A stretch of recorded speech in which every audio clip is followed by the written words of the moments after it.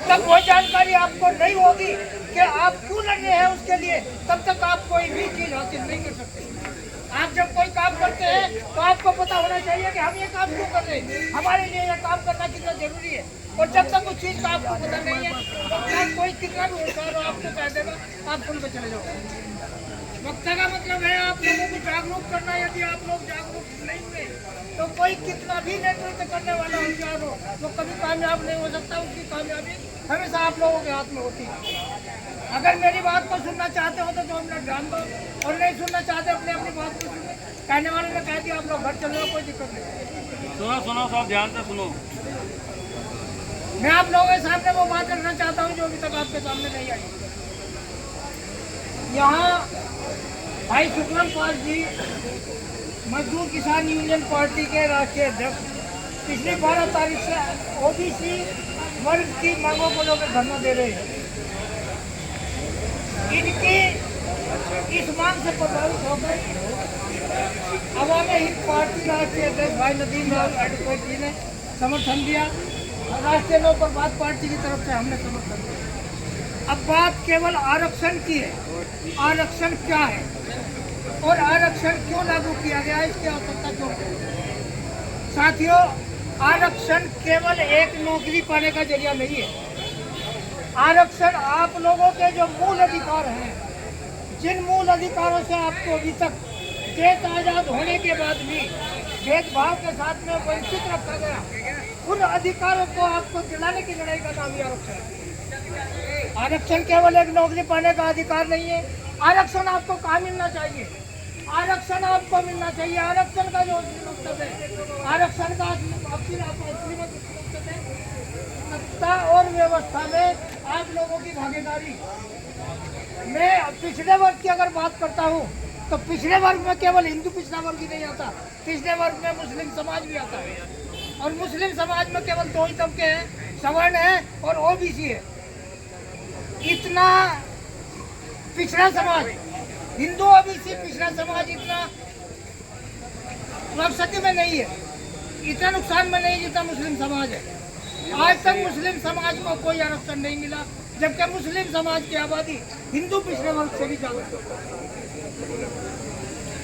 आज एक तरफ इन जितने भी लोग ये सत्ताधारी उच्च वर्ग के लोग हैं जो अपने आप को सवर्ण कहते हैं, और जिनकी संख्या कुल 10% है, मुश्किल से 11% होगी।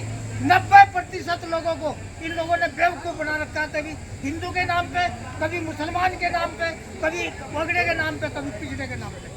कारण कि हम लोग अपने अधिकारों को जानना नहीं चाहते, हम लोग पढ़ना नहीं चाहते संविधान को। कोई मंदिर की भाषा पढ़ता है, कोई धर्म की भाषा पढ़ता है, कोई मजहब की भाषा पढ़ता है, अधिकार की भाषा कौन पढ़ेगा। यदि आप लोग अपने अधिकार को नहीं जानोगे, अपने अधिकार की भाषा नहीं पढ़ोगे, संविधान को नहीं जानोगे, तो इसी तरह तो ये 70 साल से आप लोगों को बेवकूफ़ बनाया गया है और आगे भी इसी तरह बनाया जाता रहेगा। मैं बात अपनी नहीं कर रहा हूँ, मैं बात कर रहा हूँ नौजवान पीढ़ी की। आज जितनी भी शिक्षित नौजवान पीढ़ी है जिसका अधिकार छीनने के लिए 2019 में लोकसभा चुनाव से पहले ईडब्ल्यू आरक्षण पास किया गया। मैं दावे के साथ कह सकता हूँ कि ईडब्ल्यू आरक्षण एक आरक्षण नहीं है, ओबीसी को कत्ल करने का धारदार हथियार है। आज इतना समय नहीं है जो मैं इसके बारे में पूरी बात आपको बताऊं, लेकिन पिछड़े वर्ग के लोगों, चाहे आप हिंदू तबके में हो, चाहे आप मुसलमान तबके में हो, यदि अपने अधिकारों के लिए आप नहीं जागे, जो लोग आपका प्रतिनिधित्व कर रहे हैं, जो लोग आपको आगे लेके चलना नहीं चाहते, यदि उनका साथ आप लोगों ने नहीं दिया तो आपकी इस कमी का खमेजा आपकी आने वाली औलाद भुगतेगी। मेरी इस बात को अगर आप चाहते हैं कि आपकी आने वाली औलाद गुलाम न बने, इन 10% के जड़ों में झाड़ू न लगाए, तो आपको अपने अधिकारों को जानना होगा, अपने संविधान को जानना होगा, अपनी ताकत को जानना होगा।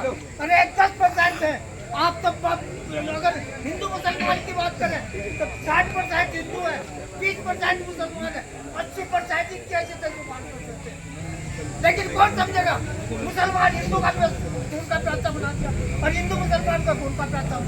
एक तरफ कौन लड़ेगा, पिछड़े मुसलमान को खड़ा कर दिया, एक तरफ पिछड़े हिंदू को खड़ा कर दिया, तुम लड़ो, सत्ता में हम बैठेंगे। अरे कहाँ हो भाई लोगों, अपने आप को समझो, अपने अधिकारों को समझो। आज हिंदू और मुसलमान का टाइम नहीं है, आज टाइम है हमारी एकता का। हिंदू मुसलमान एकता, हिंदू मुसलमान एकता। आज के बाद यहाँ से शपथ लेके जाना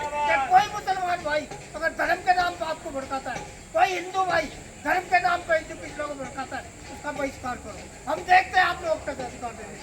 आपके आने वाली नस्लें, आपके आने वाली नस्लें, आपके आने वाली नस्लें इस देश को राज करेंगी। बढ़िया बात बता। लेकिन हम नहीं आपको दे सकते, हम केवल आपको रास्ता बता सकते हैं। सहयोग आपका रहा तो हम दावे के साथ कह सकते हैं 27 तारीख में 1947 से पहले जहाँ से निकले थे उनको वही गुजर जाता था। साथियों, बहुत जल्दी आने वाले टाइम में एक और सम्मेलन किया जाएगा और सम्मेलन में आज उसके में आपको वो